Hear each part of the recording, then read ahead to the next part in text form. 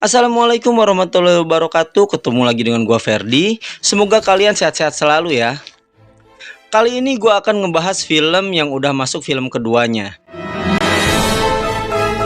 Panggonan Wingit 2 Miss Kay.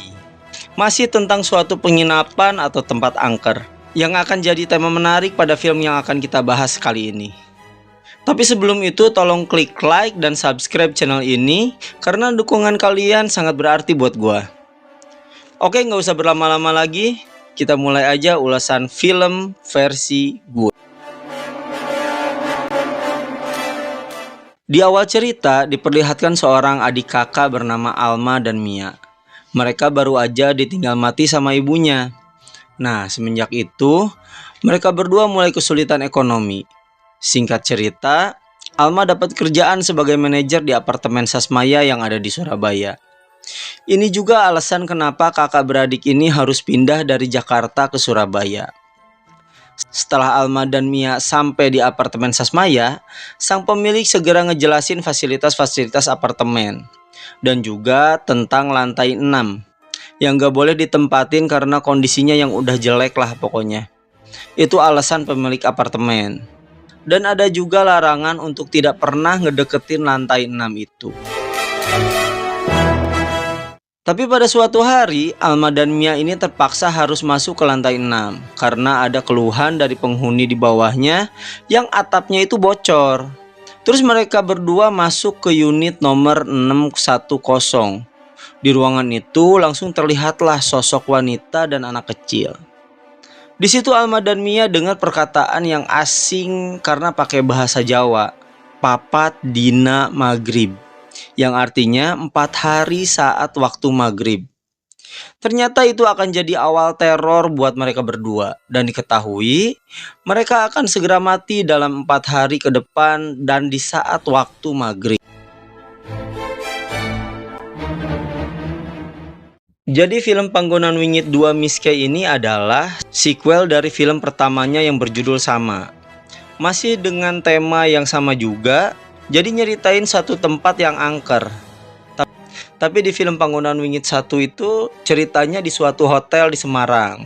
Nah, dan yang kedua ini di sebuah apartemen di Surabaya. Tempatnya beda, setannya beda, dan para pemainnya juga beda. Tapi sutradaranya sama. Jadi kalau kalian belum nonton Panggonan Wingit yang pertama, gak masalah sih. Karena emang gak ada keterkaitan antara film pertama dan film kedua.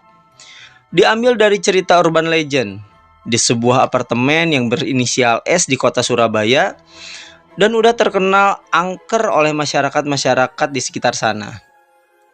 Sang sutradara Guntur Suharyanto yang sebelumnya menyutradarai Panggonan Wingit 1 dan sekarang meneruskan sequelnya di film Panggonan Wingit 2 Miss Kay.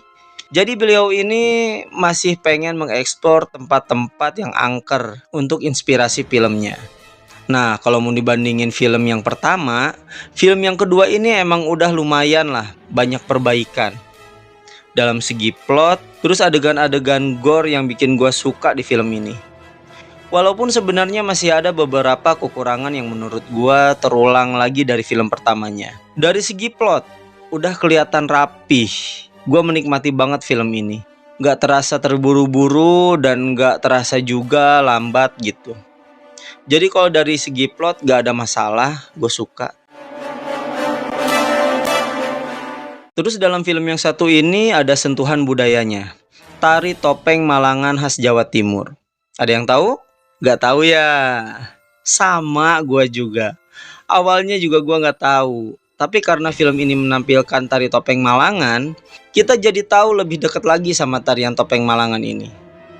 Ini jadi salah satu bagian yang menarik dalam film ini. Kelihatan banget lokalnya khas Jawa Timur. Terus adegan gore-nya yang kelihatan serem banget. Nah, di sini nih salah satu letak perbaikan seorang Guntur Suharyanto. Yang kalau dari film pertamanya yang emang jualan adegan gore, tapi malah nggak berhasil. Di film yang kedua ini lebih kerasa adegan gore-nya. Lebih menyeramkan menurut gua. Terus sebab akibat kenapa teror ini bisa terjadi. Itu lumayan masuk akal lah. Cukup untuk masuk ke cerita teror setannya. Atau mungkin sampai kematian si karakter utamanya lah. Itu cukup masuk akal banget walaupun formula ini masih sama film yang pertama. Arifin Putra sebagai Rian yang berperan sebagai polisi yang sedang menangani kasus pembunuhan. Udah bagus banget mainnya. Jadi kayak ada adegan investigasi ala-ala detektif gitulah. Jadi bikin film ini lebih kerasa banget genre horor misterinya. Tapi walaupun udah ada perbaikan yang baik dalam film ini, tapi tetap aja masih ada kekurangan di mata gua. Salah satunya tema yang diambil masih sama film pertamanya. Penonton itu bisa langsung nebak aja gitu ceritanya. Karena film pertamanya nggak jauh beda. Gua nggak ngerti ya sama Mas Guntur Suharyanto ini. Kenapa film yang kedua ini harus menyajikan tema yang serupa sama film pertamanya. Jadi dalam hati gua itu kayak udah nebak aja gini lagi gitu. Terus kayak penginapannya, top apartemennya hampir sama kayak film pertamanya. Mirip gitu. Ini nggak tahu emang gua ngelihatnya kayak begitu, apa emang set lokasinya yang sama? Gua nggak tahu lah. Coba kalian komen di kolom komentar. Kali aja ada pendapat yang berbeda. Dan ada hal yang mengganjal di pikiran gua tentang awal-awal si Alma dan si Mia masuk ke unit 610. Walaupun awal konfliknya itu dari situ, tapi nggak make sense aja sama realnya sebuah apartemen. Alma kan di sana sebagai manajer ya. Tapi pertanyaannya, kenapa saat ada komplainan atap bocor, kenapa harus manajernya gitu yang ngecek? Apakah di apartemen segede itu nggak ada maintenance?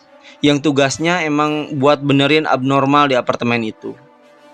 Nah itu tuh yang menurut gua nggak masuk akal aja. Jadi seolah-olah si karakter utama itu harus menggiring cerita ke suatu konflik utama.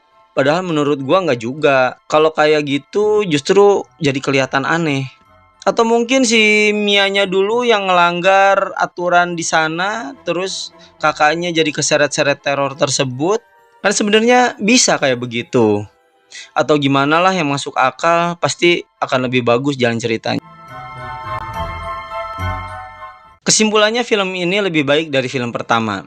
Kalau kalian pengen nonton film horor, mungkin kalian bisa coba nonton film ini yang menurut gua oke lah. Misterinya ada, gore-nya oke, unsur budayanya ada. Cocok banget buat kalian yang seneng film-film genre horor misteri. Walaupun sebenarnya gua harap Bangunan Wingit 2 ini akan lebih menyeramkan. Tapi ternyata nggak sesuai sama ekspektasi gua. Tapi lumayan oke lah. Film ini tetap sangat gua rekomendasikan buat kalian. Mumpung baru tayang kemarin, gua saranin cepet nonton deh. Segitu aja rekomendasi film dari gua. Semoga review gua kali ini jadi bahan referensi kalian buat nonton film ini. Dan semoga kita semua diberikan kesehatan dan kelancaran dalam beraktivitas. Jangan lupa klik like, comment, share, dan subscribe channel ini biar kalian gak ketinggalan review film terbaru dari gua. Gua Ferdi undur diri. Wassalamualaikum warahmatullahi wabarakatuh. Bye.